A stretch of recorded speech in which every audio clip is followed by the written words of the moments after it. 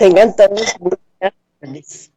Es para mí un placer estar aquí, como siempre, con ustedes, siempre en la mejor disposición y la mejor disponibilidad para que puedan llegar estos programas hasta tus hogares y siempre con la ayuda idónea de Andy, de Radio Costa Rica 930M, de Laicos en Acción en YouTube y de todas las redes sociales que hacen que estos programas lleguen hasta sus hogares.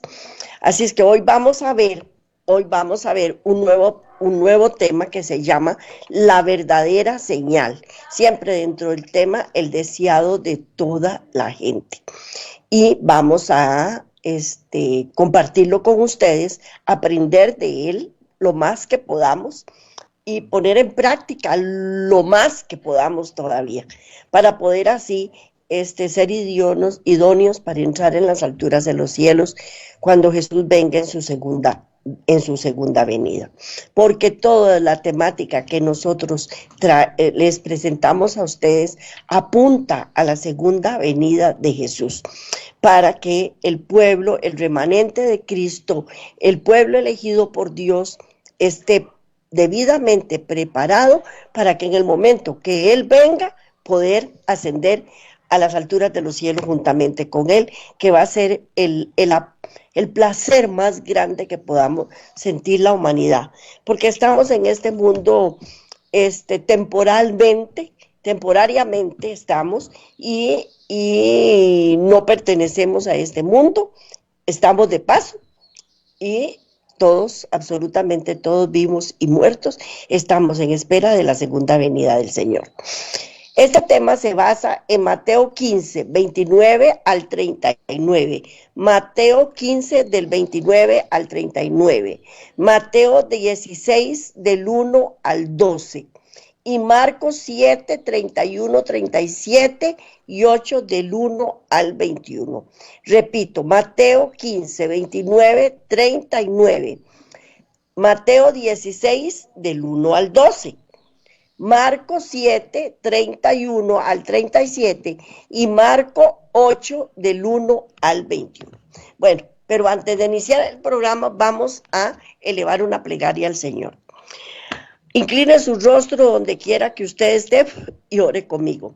Amantísimo Padre Celestial, estamos aquí delante de tu presencia para adorarte, para alabarte, para bendecirte, para darte gracias por toda la comida espiritual que nos das, porque es manjar a nuestro espíritu y a nuestros oídos, porque con ella nos ayudas a ser cada día mejor, a emprender nuestro camino día con día y así poder no fallarte o fallarte lo menos que nosotros podamos, porque estás con nosotros y sabemos que tú nos sostienes y nos guardas. Gracias, Padre, en el nombre de Cristo Jesús. Amén. Bueno, pues hoy vamos a ver la verdadera señal, la verdadera señal. Volviendo a salir de la región de Tiro, vino por Sidón al mar de Galilea, pasando por la región de Decápolis.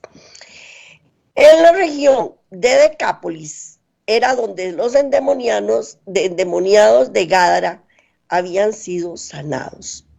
Allí la gente, alarmada por la destrucción de los cerdos, había obligado a Jesús a apartarse de entre ellas, pero había escuchado a los mensajeros que él dejara atrás y no se había despertado el deseo de verle.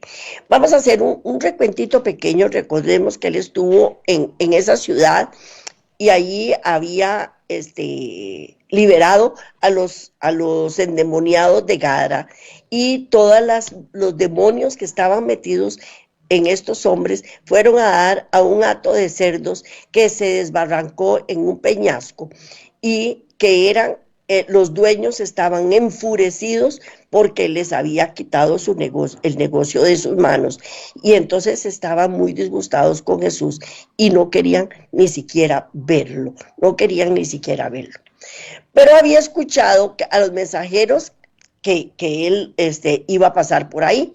Y cuando Jesús volvió a esa región, se reunió una muchedumbre alrededor de él y le trajeron a un hombre sordo y tartamudo.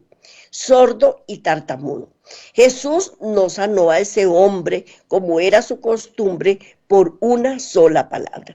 Él tenía por costumbre que con solo una palabra ya las personas quedaban sanos. Les decía, vete, no vuelvas a pecar, tu fe te ha salvado, estás sano, levántate, camina, y ya está, la gente quedaba completamente recuperada de sus dolencias, ya fueran físicas o espirituales. Y Jesús no sanó a ese hombre como siempre lo había hecho. Apartándolo de la muchedumbre, puso sus dedos en sus oídos y tocó su lengua.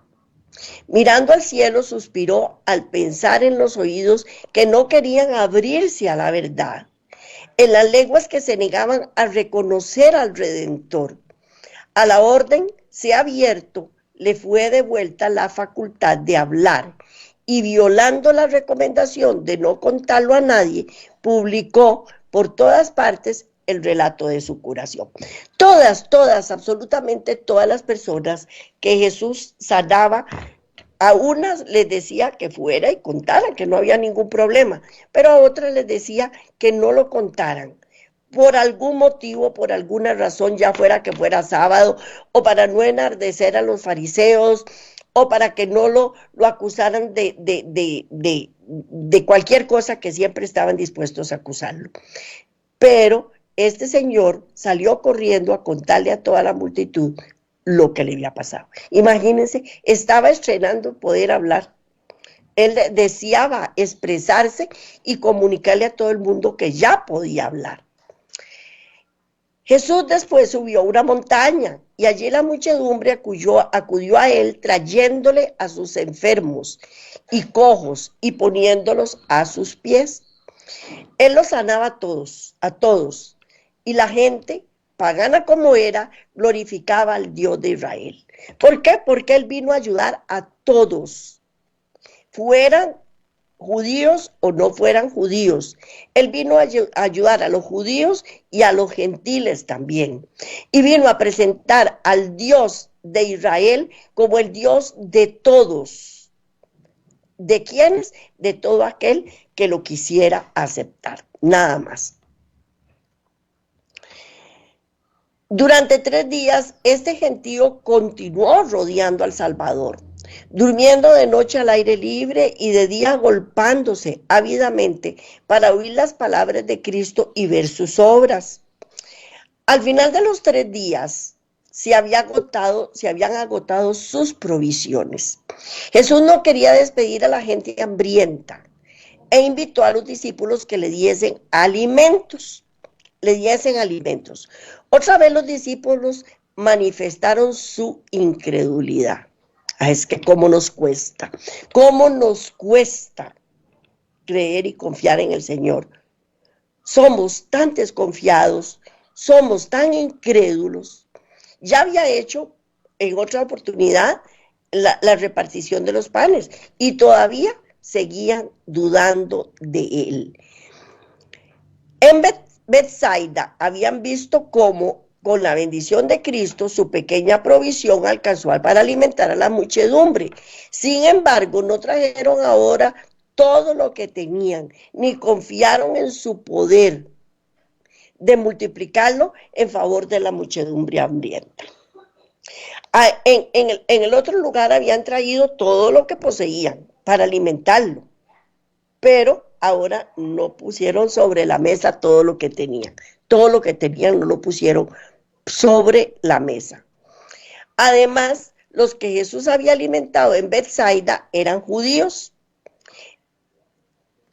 Estos, en cambio, eran gentiles y paganos. Y ahí se veía también la diferencia, porque yo tengo que alimentar esos paganos. Yo no tengo por qué alimentarlos. Yo no tengo por qué darles nada. Y en ese momento salió el rechazo hacia ellos, que siempre había existido de los judíos para los gentiles y para los paganos. El prejuicio judío era todavía fuerte en el corazón de los discípulos y respondieron a Jesús: ¿de dónde podrá alguien hartar a estos de pan aquí en el desierto? ¿De dónde les vamos a dar para que se llenen, para que se satisfagan, si son multitudes? Y estamos en el desierto. Pero obedientes a su palabra le trajeron lo que tenían: 7 panes y 2 peces. 7 panes y 2 peces. La muchedumbre fue alimentada y sobraron 7 grandes cestos de fragmentos. 4,000 hombres, además de las mujeres y los niños, repararon así sus fuerzas. Y Jesús los despidió llenos de alegría y de gratitud. Luego, tomando un bote con los discípulos, cruzó el lago hasta Magdala, en el extremo sur de la llanura de Genesaret. En la región de Tiro y de Sidón, su ánimo había quedado confortado por la implícita confianza de la mujer sirofenicia. Los paganos de Decápolis le habían recibido con alegría. Ahora, al desembarcar otra vez en Galilea, donde su poder se había manifestado de una manera tan sorprendente, donde había efectuado la mayor parte de sus obras de misericordia y había difundido su enseñanza, fue recibido con incredulidad despectiva. Porque así somos, rapidito se nos olvida todas las bendiciones que Dios nos da. Y Dios nos viene bendiciendo, bendiciendo, bendiciendo. Pero hay un momento en que Él no puede o no debe complacernos en algo que le pedimos y se borraron todas las bendiciones anteriores. Porque así somos, así somos. Y ellos no eran diferentes. Y recordemos que todos los milagros que las hacían era una enseñanza para toda la gente, no era solamente para la persona que recibía el milagro. Una diputación de fariseos había sido reforzada por representantes de los ricos y señoriales saduceos, el partido de los sacerdotes, los escépticos y aristocráticos de la nación. Era la crema innata de la sociedad de ese momento con respecto a los judíos. Las dos sectas habían estado de enemigos durante mucho tiempo. Y los saduceos cortejaban el favor del poder gobernante. ¿Por qué los dos estaban enemistados? Era una lucha de poder, a fin de conservar su propia posición y autoridad. Porque primero lo que buscamos es riquezas. Eso es lo primero que nosotros buscamos, riqueza. Luego que tenemos la riqueza, buscamos tener una posición y luego tener autoridad. Eso es lo que todos queremos. Riquezas primero que todo y luego poder y autoridad. Por otro lado, los fariseos fomentaban el odio popular contra los romanos, anhelando el tiempo en que pudieran desechar el yugo de los conquistadores. Pero los fariseos se unieron ahora en contra de Cristo. Al igual se buscan y el mal, donde quiera que exista, se confabula con el mal para destruir lo bueno. Mire, dos personas pueden ser lo más enemigas del mundo, pero si las dos tienen un frente común de ir a hacerle daño a otra persona, se unen, aunque se odien, pero se unen para ir a hacerle daño a esa otra persona. Y esto no era la excepción, no era la excepción. Ahora los fariseos y los saduceos juntos vinieron a Cristo, pidiendo una señal del cielo. Cuando en los días de Josué, Israel salió a pelear con los cananeos de Bethorón, el sol se detuvo a la orden del caudillo hasta que se logró la victoria. Y muchos prodigios similares se habían manifestado en la historia de Israel.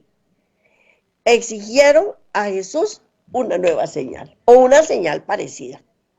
Imagínense, nada más ni más, nada menos que detuviera el sol. Óigame, qué astucia, qué prepotencia de pedir algo semejante a eso.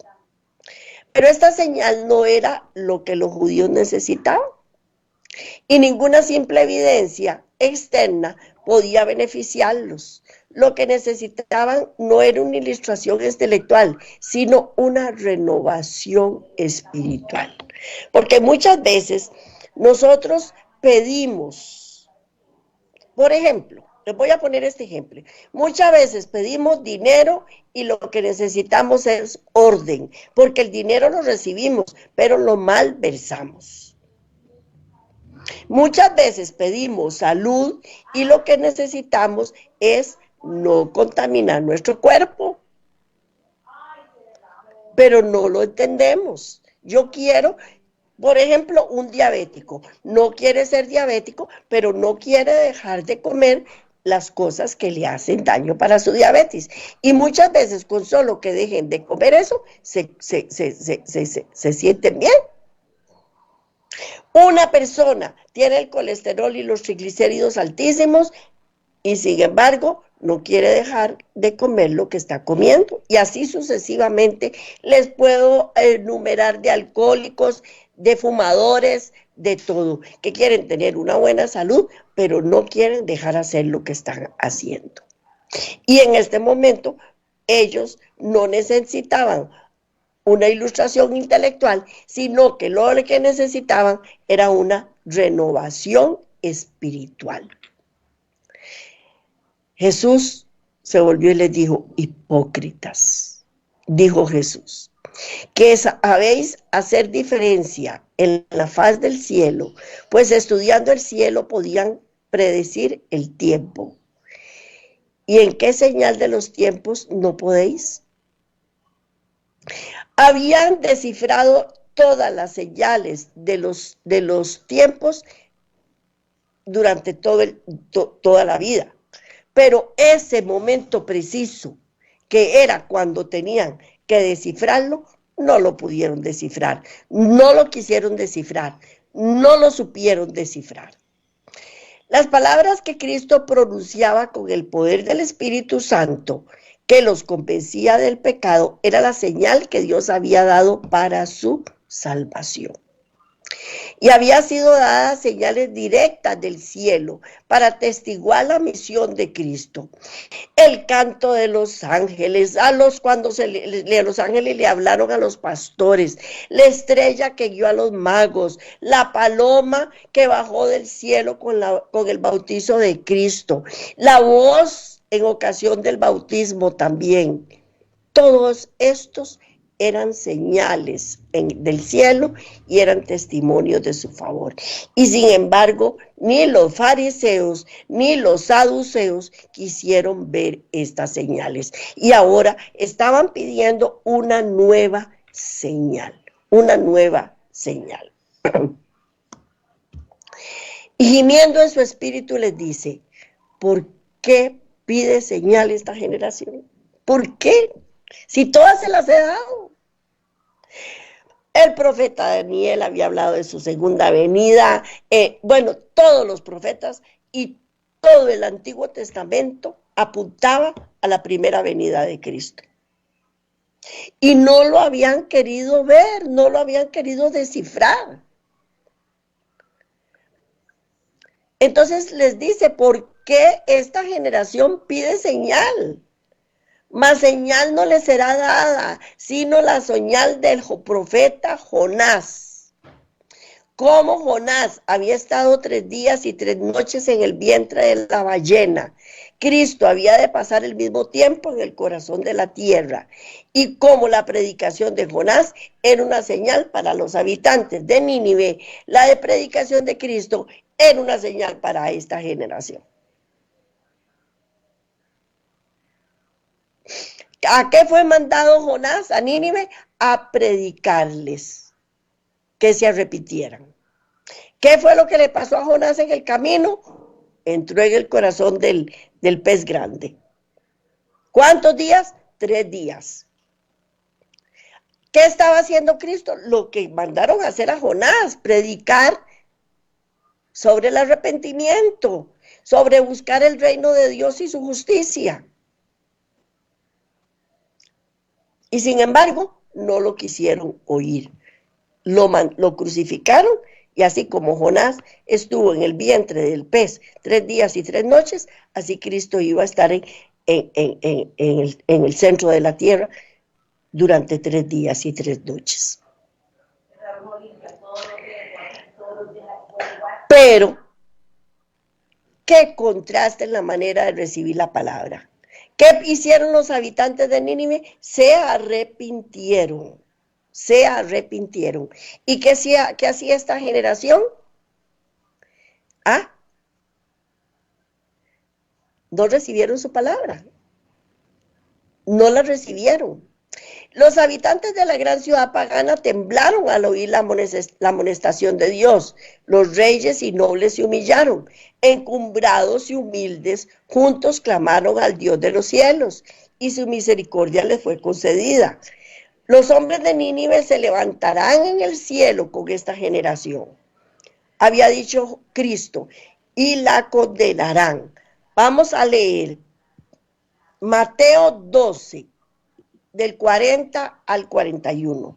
Mateo 12, del 40 al 41.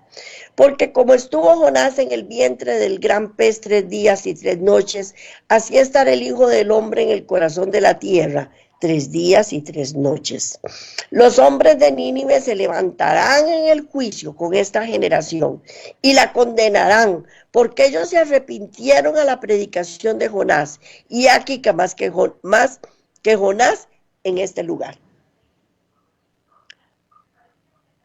Más que Jonás era Cristo Jesús, y estaba en este lugar, y les estaba predicando sobre el arrepentimiento, y sin embargo no lo quisieron oír. Repito, Mateo 12, 40, 41. Porque como estuvo Jonás en el vientre del gran pez 3 días y 3 noches, así estará el Hijo del Hombre en el corazón de la tierra 3 días y 3 noches. Los hombres de Nínive se levantarán en el juicio con esta generación y la condenarán, porque ellos se arrepintieron a la predicación de Jonás, y aquí más que Jonás en este lugar, en este lugar. Qué duros que somos, qué duros que somos. No queremos. Y estamos en este momento predicando sobre la segunda venida de Cristo y nadie quiere entender. Nadie quiere oír. Nadie quiere escuchar. ¿Cuánto falta? No lo sabemos.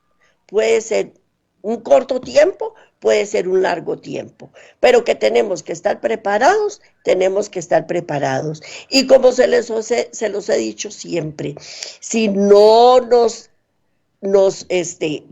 no vemos la segunda venida de Cristo, vamos a dormir. Y lo que nos queda es ser despiertos cuando Cristo nos llame en su segunda venida, si es que logramos adquirir el pasaporte para ir al cielo. Por otro lado, cada milagro que Cristo realizaba era una señal también de su divinidad. Él estaba haciendo la obra que había sido predicha acerca del Mesías. Pero para los fariseos, estas obras de misericordia eran una ofensa positiva. Los dirigentes judíos miraban con despiadada indiferencia el sufrimiento humano. En muchos casos su egoísmo y opresión había causado la aflicción que Cristo aliviaba. Así que los milagros les eran un reproche. ¿Por qué? ¿Por qué despreciaban tanto a los enfermos? Porque por lo general ellos creían que estar enfermo era un castigo de Dios por los pecados cometidos. Entonces, como dice ahora en la actualidad mucha gente, usted está así porque quiere. Usted está así porque está enfermo, porque le dio la gana. Y no necesariamente tiene que ser así. Vuelvo a hablar de los diabéticos. Muchos diabéticos están enfermos por su comida, por lo que comen, por lo que ingieren, pero muchos están enfermos genéticamente porque heredaron esa enfermedad de sus antepasados. ¿Es de culparlos? No. Entonces, ¿cómo va uno a rechazar un enfermo y reprocharlo? Y ellos reprochaban a todos los enfermos y no estaban de acuerdo con que Cristo los sanara. De hecho, muchos estaban enfermos porque ellos habían acudido a ellos y ellos no los quisieron ayudar. Lo que indujo a los judíos a rechazar la obra del Salvador era la más alta evidencia de su carácter divino. El mayor significado de sus milagros se ve en el hecho de que eran para la bendición de la humanidad. La más alta evidencia de que él provenía de Dios estriba en que su vida revela el carácter de Dios. Hacía las obras y pronunciaba las palabras de Dios. Una vida tal es el mayor de todos los milagros. El Hijo venía a mostrar el carácter del Padre. No solo morir por nosotros, para el perdón de nuestros pecados, para clavar nuestras enfermedades en la cruz del Calvario. No, Él vino también a mostrarnos el carácter del Padre. Y la forma de mostrarnos el carácter del Padre era que Él tenía las mismas actitudes que el Padre. Porque de tal Padre, tal Hijo. Y eso es lo que estaba mostrándonos, al Padre. Y ese era el mayor de todos los milagros. ¿Y por qué vino? Recordemos un poquitito. ¿Qué hizo Lucifer en el cielo? Decir que Dios era ingrato, que era injusto, que era malo, que era despiadado. Y eso fue lo que nos vino a decir a nosotros desde el Edén, que era mentiroso también. ¿Y qué fue lo que Cristo vino a hacer? Lo que Cristo vino a hacer fue a mostrarnos que no era como Satanás nos lo había pintado, que era como Él era, porque Él es el que es por toda la eternidad, desde el principio hasta el fin, porque Él no cambia. Pero cuando se presenta el mensaje de verdad en nuestra época, son muchos los que, como los judíos, claman: muéstranos una señal. Realice un milagro. Y Cristo no ejecutó el milagro a pedida de los fariseos. No hizo el milagro en el desierto en respuesta a las insinuaciones de Satanás. No nos imparte poder para justificarnos a nosotros mismos o satisfacer las demandas de la incredulidad y del orgullo. Él no hace las cosas para que nosotros nos vanagloriemos, sino que para que toda la honra y toda la gloria se la demos a Cristo Jesús. Y mucho menos si es por incredulidad y es por orgullo. Pero el Evangelio no queda sin una señal de su origen divino. ¿No es acaso un milagro que podemos libertarnos de la servidumbre de Satanás? No es un milagro eso. No es un milagro ver brotar una semilla y germinar una mata que nos va a dar fruto y fruto en abundancia. Ver un árbol, ver nacer un pajarito. Todos esos son milagros que nos rodean día con día, pero no queremos verlo. La enemistad contra Satanás no es naturaleza para el corazón humano, es implantada por la gracia de Dios. Cuando el que ha estado dominado por la voluntad terca y extraviada queda libertado y se entrega de todo corazón a la atracción de los agentes celestiales de Dios, se ha realizado un milagro. Cuando nosotros dejamos nuestra vana manera de vivir y renunciamos a un pecado, eso es un milagro, porque nosotros no podemos hacerlo por nosotros mismos.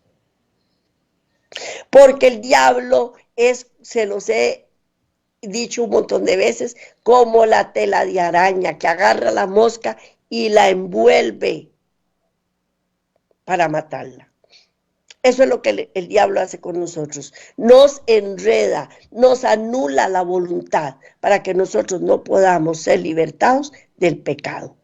Y cuando lo logramos, no podemos decir, yo lo hice, yo lo logré. No, no, no, no, no. La honra y la gloria es de Dios porque eso es un milagro. Eso es un milagro. Y así también ocurre cuando el hombre que ha estado bajo el poder engañoso llega a comprender la verdad moral. Cada vez que en el alma se convierte y aprende a amar a Dios y guarda los mandamientos, se cumple la promesa de Dios. Y vamos a leer Ezequiel 3:26. Ezequiel 3:26, que dice así: os daré un corazón nuevo y pondré espíritu nuevo dentro de vosotros y quitaré de vuestra carne el corazón de piedra y os daré un corazón de carne. Repito, Ezequiel 36:26, os daré corazón nuevo y pondré espíritu nuevo entre vosotros y quitaré de vuestra carne el corazón de piedra y os daré un corazón de carne, porque eso es lo que Dios hace con nosotros. Él no hace remiendos. Él no hace remiendos. Y cuando tenemos el corazón despedazado por todas las cosas que nos han pasado, Él no nos lo agarra y lo remienda. Él lo que hace es agarrarlo, quitarlo y darnos un corazón nuevo. El cambio verificado en los corazones humanos, la transformación del carácter humano, es un milagro que revela a un Salvador que vive eternamente y obra para rescatar las almas. Una vida consecuente en Cristo es un milagro. En la predicación de la palabra de Dios, la señal que debe manifestarse ahora y siempre es la presencia del Espíritu Santo para hacer de la palabra un poder regenerador para quienes la oyen. Tal es el testimonio de la divina misión del Hijo de Dios da ante el mundo. La palabra de Dios tiene que ser regeneradora, porque la misma palabra lo dice, es viva, es eficaz, penetra hasta los tuétanos, edifica, redarguye, limpia, corrige. Todo eso hace la palabra de Dios, todo eso. Y esa es la palabra de Dios que nosotros tenemos que presentar al mundo.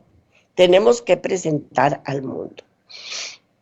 Los que desean obtener una señal de Jesús han endurecido su corazón de tal manera, en incredulidad, que no disciernen el carácter de Él y la semejanza con Dios.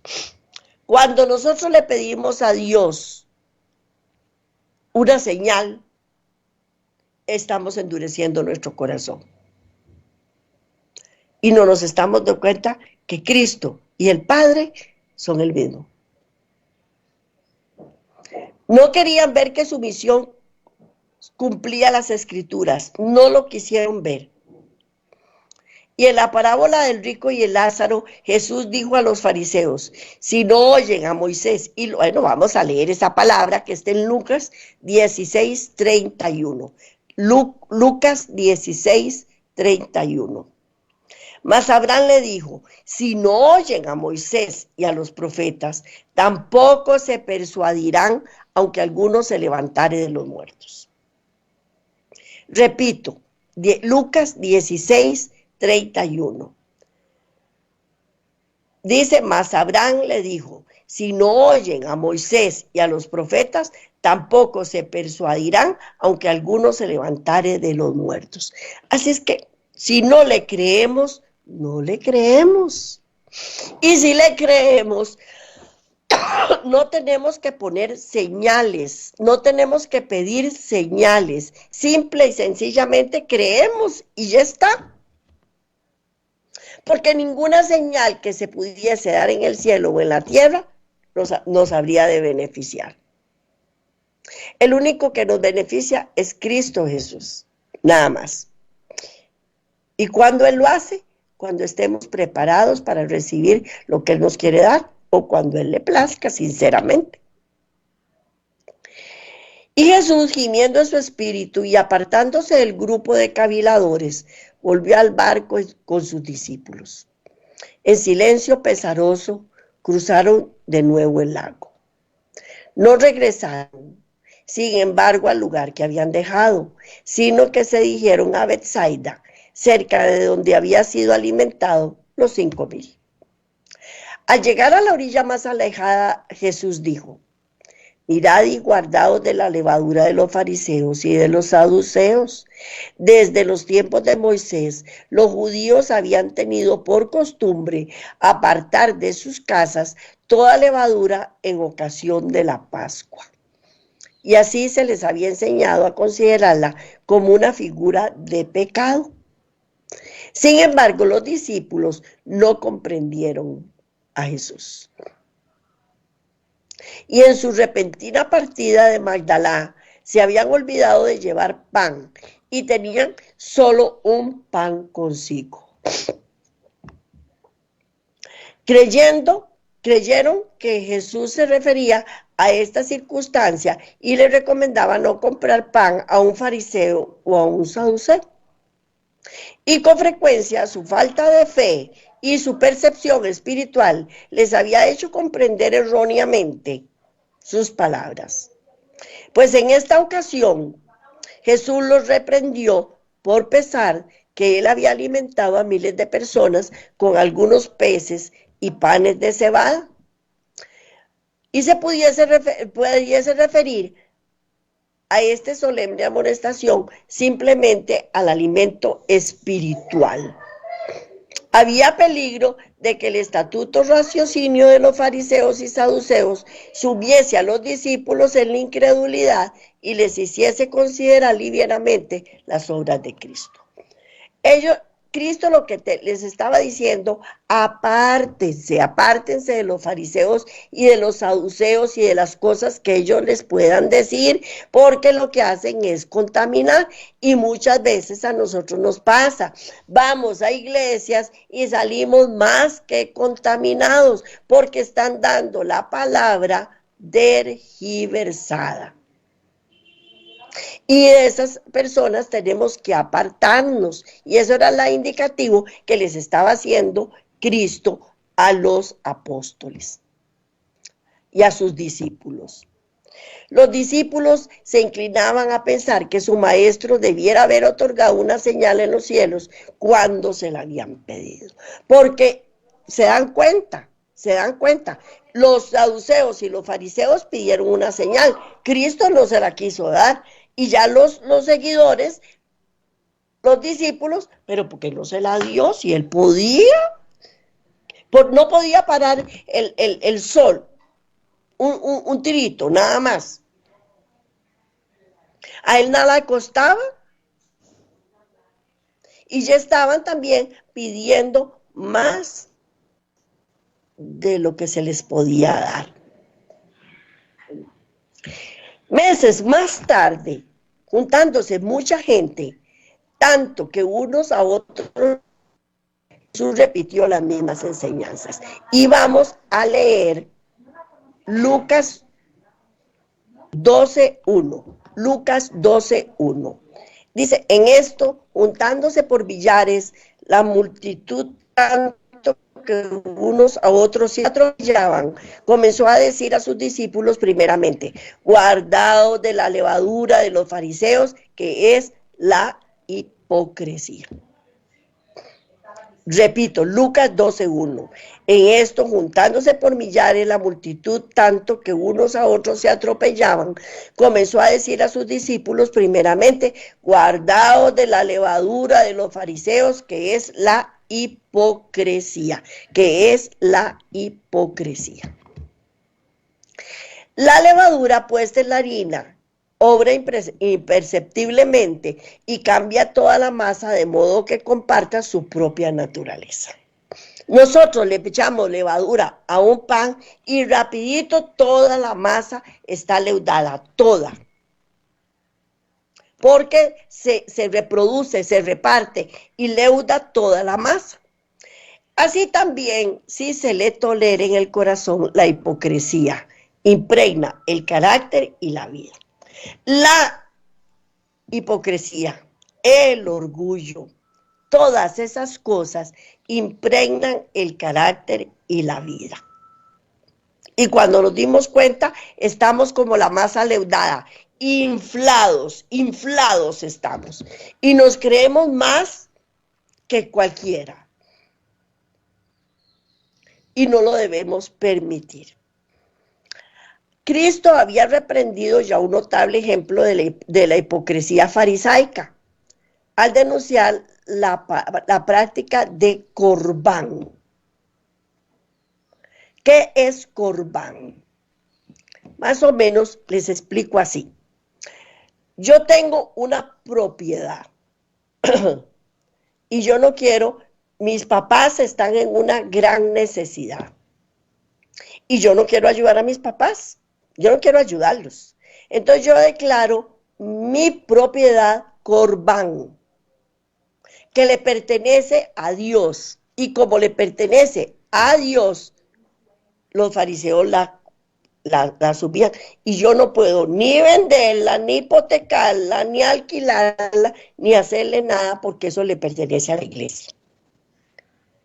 Y ya yo no puedo ayudar a mis papás. Y mis papás vienen y me dicen, pero es que necesito ayuda. Y yo le digo, yo no, es que no puedo porque todo lo que tengo es corbán. Así funcionaba. Eso era una práctica. Por medio de la cual se ocultaba una negligencia del deber filial bajo la afectación de generosidad hacia el templo. Los escribas y fariseos insinuaban principios engañosos, ocultaban la verdadera tendencia de sus doctrinas y aprovechaban toda ocasión para inculcarlas arteramente en el ánimo de sus oyentes. Estos falsos principios, una vez aceptados, obraban como la levadura en la harina, impregnando y transformando el carácter. Y esa enseñanza engañosa era lo que hacía tan difícil para la gente recibir la palabra de Cristo. Ellos tergiversaban, manipulaban las escrituras para su propio beneficio. Y si uno no hacía las cosas como ellos lo decían, era pecado. Y uno no quería pasar como pecador. Entonces se sometía y estaba así contaminando toda la doctrina. Y a la gente se le dificultaba recibir la palabra de Cristo. Las mismas influencias obran hoy por medio de aquellos que tratan de explicar la ley de Dios, de modo que la hagan conformar con sus prácticas. Esta clave no ataca abiertamente la ley, sino que presenta teorías específicas, sus principios, la explican en forma que destruye su fuerza. Agarran la ley y lo que hacen es debilitarla en lo que a ellos les conviene, lógicamente, y fortalecerla en lo que a ellos les conviene. La hipocresía de los fariseos era el resultado de su egoísmo. La glorificación propia era el objetivo de su vida.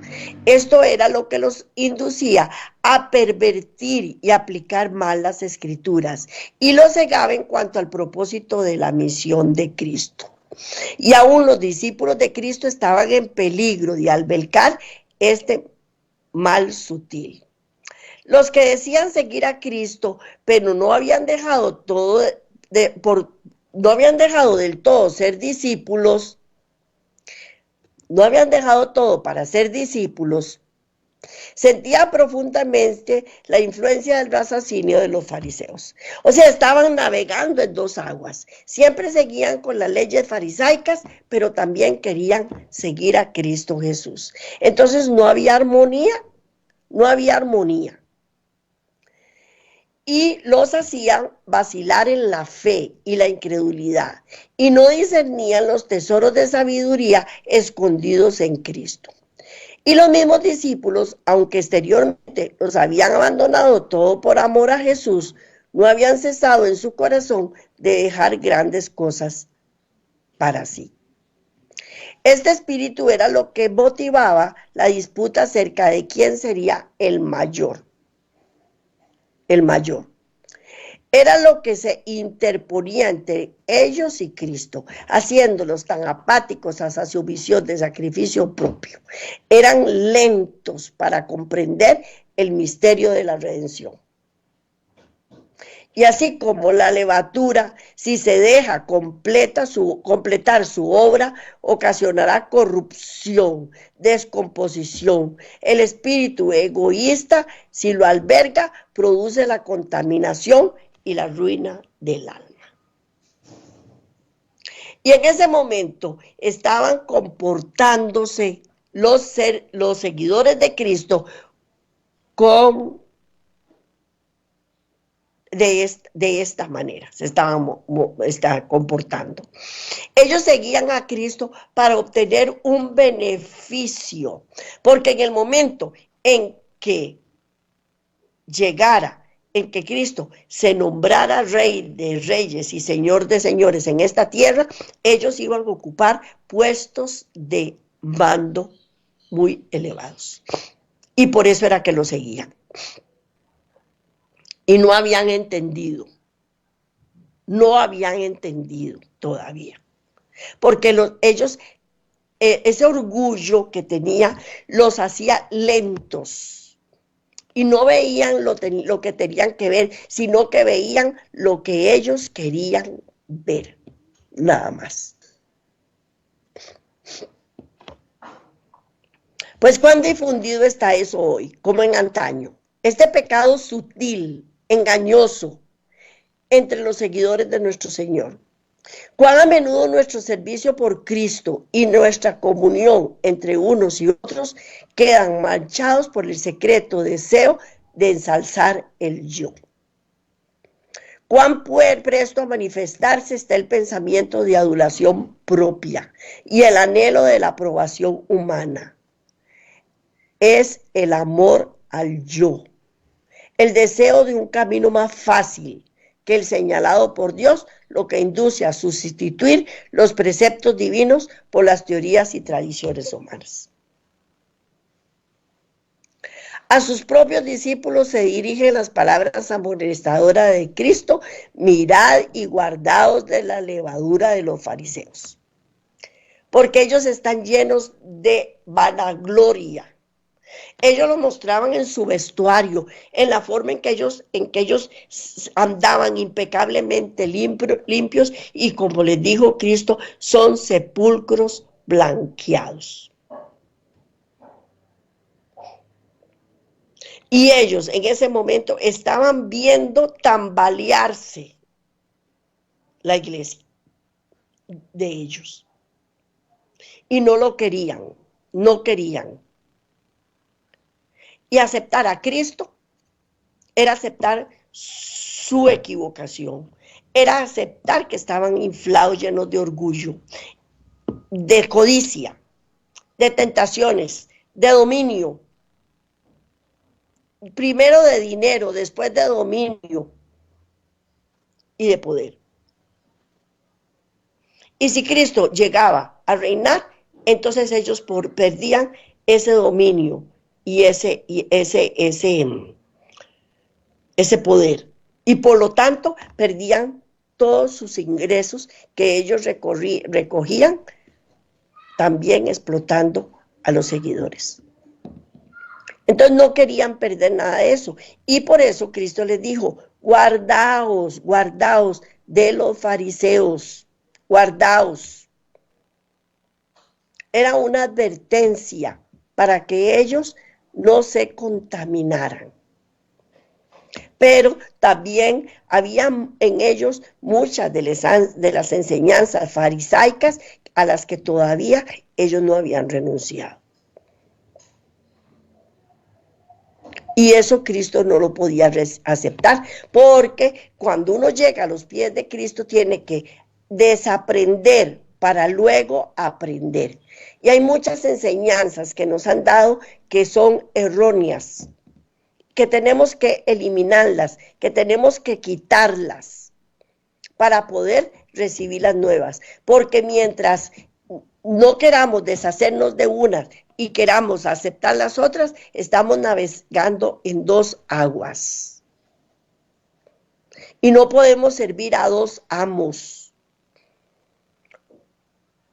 Al único que tenemos que servir es a Cristo Jesús.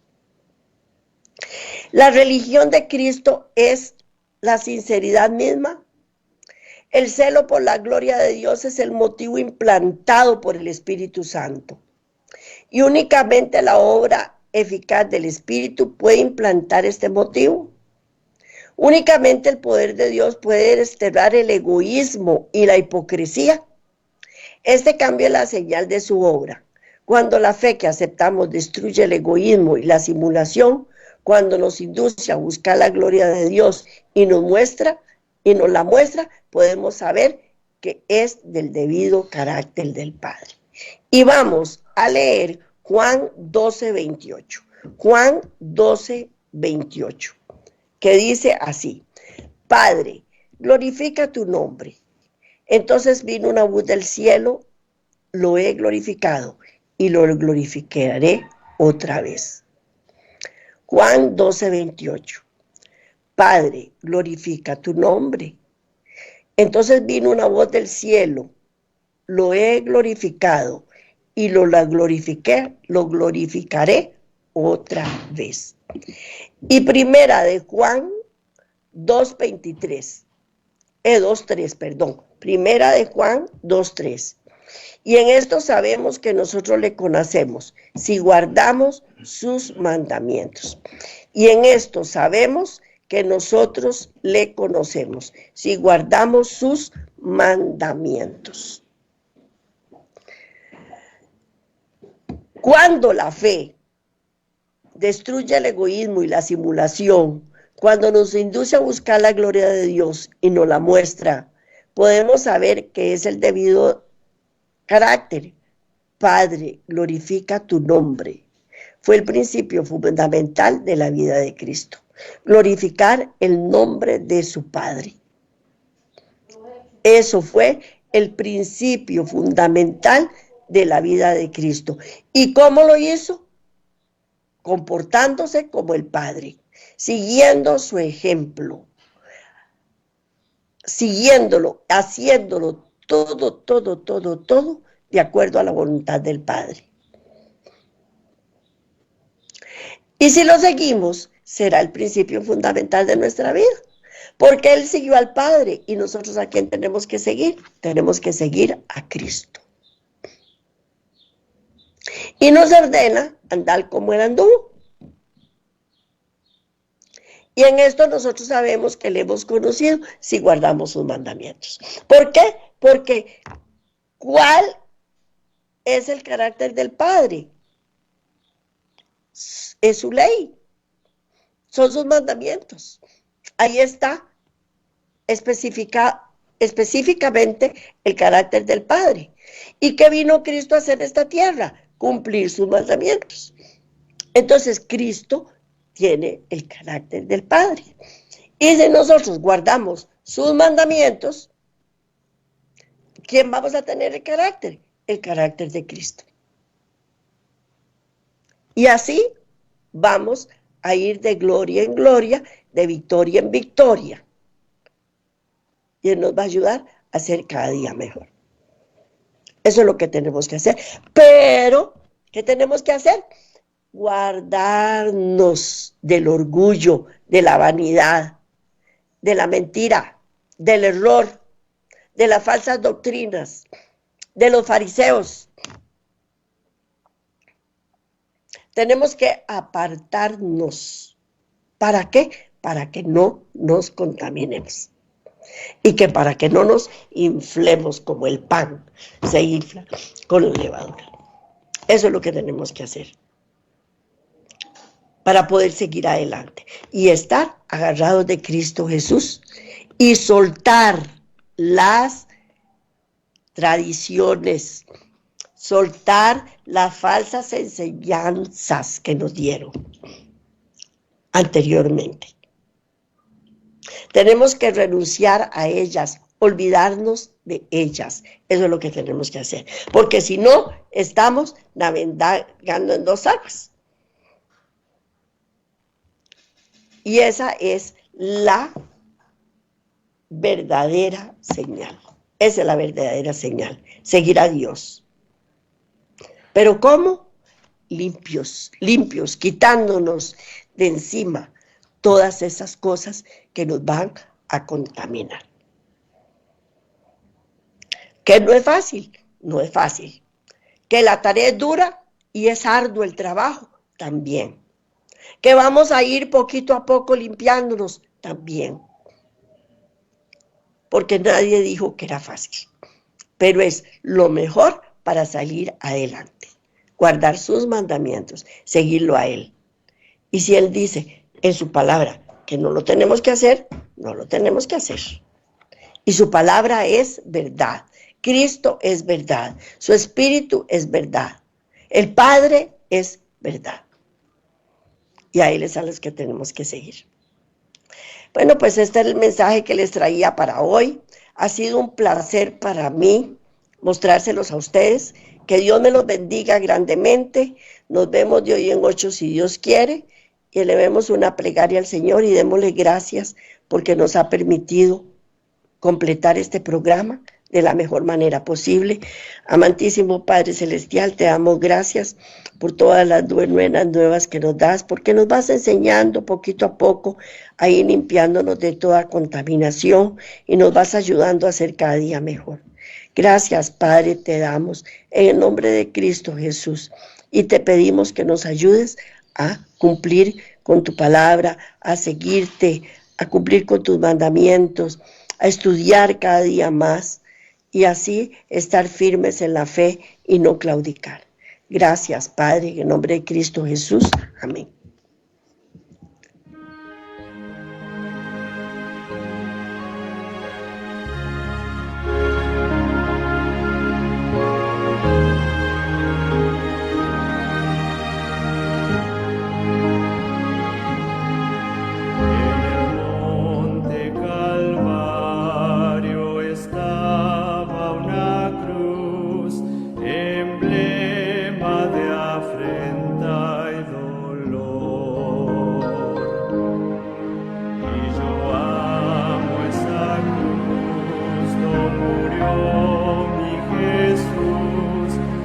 Salva